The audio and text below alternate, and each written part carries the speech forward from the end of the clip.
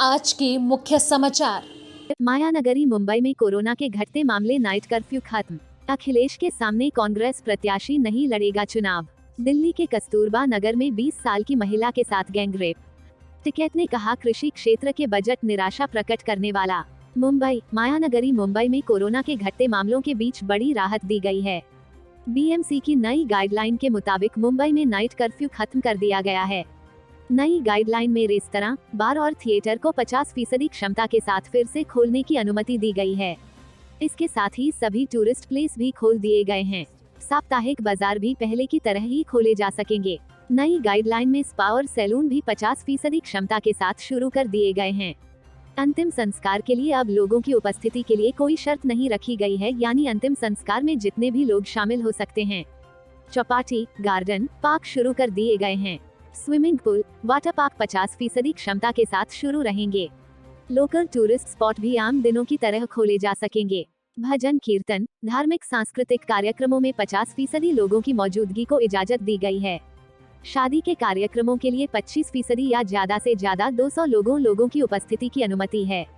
खेल के मैदानों में 25% लोगों की मौजूदगी है। मुंबई में व्यापारियों और उद्यमियों द्वारा लगातार यह मांग की जा रही थी कि कोरोना संक्रमण में लगातार हो रही कमी को देखते हुए प्रतिबंधों में ढिलाई दी जाए। बता दें कि मुंबई में कोरोना संक्रमण में कमी आ रही है। सोमवार को मुंबई में 45,618 लोगों की टेस्टिंग पर 960 नए केस मिले हैं। 7 महीने बाद मुंबई में कोरोना के नए मरीज इतने कम आए हैं। इससे पहले 4 जून 2021 को कोरोना के 968 मरीज मिले थे। सोमवार को पॉजिटिविटी रेट भी घटकर 2.1% तक पहुंच गया है। हालांकि रविवार को पॉजिटिविटी रेट 2.5% था। कांग्रेस ने यूपी चुनाव में अचानक एक बड़ा फैसला लेकर चौंका दिया है। मैनपुरी की करहल से उतरे सपा प्रमुख अखिलेश यादव को कांग्रेस ने वॉकओवर दे दिया है। करहल से घोषित की गई प्रत्याशी का कांग्रेस ने नामांकन नहीं कराया है। इसे अखिलेश यादव का कांग्रेस को समर्थन माना जा रहा है।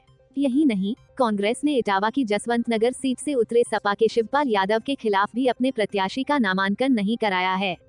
कांग्रेस ने पहली सूची में करहल से ज्ञानवती यादव और मैनपुरी सदर विधानसभा क्षेत्र से जिलाध्यक्ष विनीता शाक्य को प्रत्याशी घोषित किया था।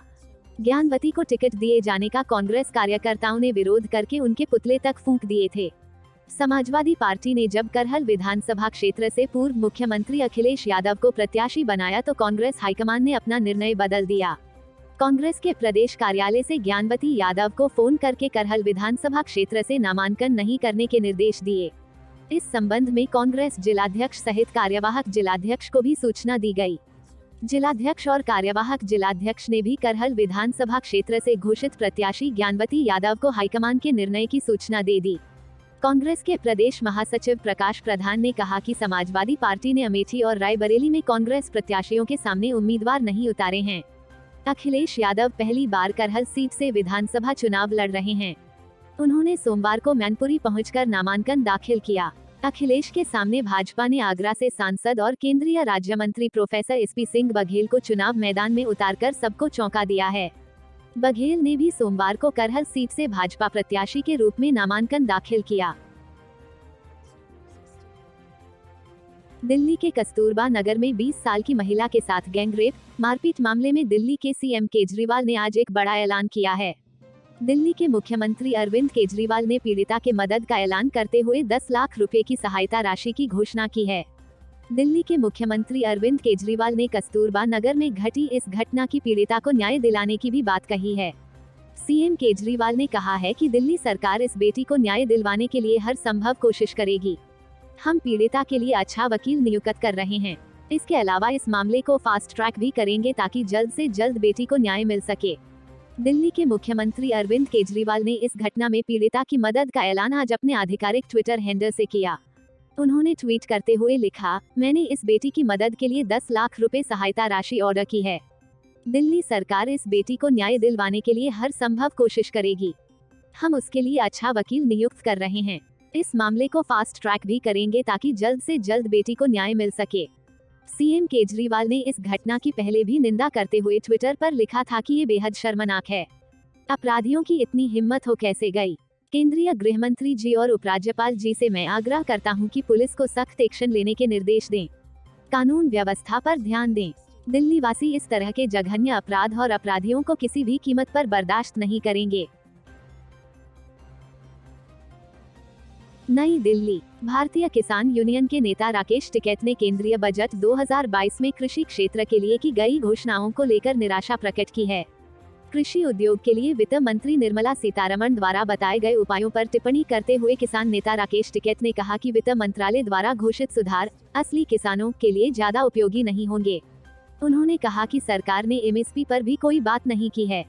राकेश टिकैत ने कहा कि डिजिटलीकरण का लाभ जमीन पर किसानों तक नहीं पहुंचेगा, लेकिन इस कदम से नकली किसानों को फायदा होगा। उन्होंने केंद्र सरकार पर हमला बोलते हुए कहा कि वे व्यवस्था को पारदर्शी बनाने की कोशिश कर रहे हैं, लेकिन इससे केवल नकली किसानों को फायदा होगा और सभी नकली किसान उनकी पार्टी भाजपा के हैं। रसायन मुक्त प्राकृतिक खेती को बढ़ावा देने के सरकार के प्रयास पर टिप्पणी करते हुए राकेश टिकैत ने जीएमओ, आनुवंशिक रूप से संशोधित जीव पौधे, जानवर के उपयोग पर सरकार के रुख पर सवाल उठाया। उन्होंने पूछा, सरकार जीएमओ के बारे में क्या सोचती है, जो रासायनिक खेती से भी ज्यादा हानिकारक हैं। पूर्व वित्त मंत्री पी चिदम्बरम ने बजट पर प्रतिक्रिया देते हुए आम बजट को अब तक का सबसे पूंजीवादी बजट बताया है। पूर्व वित्त मंत्री और कांग्रेस नेता पी चिदम्बरम ने कहा, आज का बजट भाषण किसी वित्त मंत्री द्वारा पढ़ा गया अब तक का सबसे पूंजीवादी भाषण था। गरीब शब्द पैरा 6 में केवल 2 बार आता है और हम वित्त मंत्री को यह याद रखने के लिए धन्यवाद देते हैं कि इस देश में गरीब लोग भी हैं। लोग इस पूंजीवादी बजट को खारिज कर देंगे। पी चिदम्बरम ने कहा, मैं चकित स्तब्ध था कि वित्त मंत्री अगले 25 वर्षों के लिए एक योजना की रूपरेखा तैयार कर रही थी। सरकार को लगता है कि वर्तमान पर कोई ध्यान देने की आवश्यकता नहीं है और जनता को अमृतकाल के उदय होने तक धैर्यपूर्वक प्रतीक्षा करने के लिए कहा जा सकता है। यह भारत के लोगों का मजाक उड़ाया जाना है। Bureau report, Mumbai.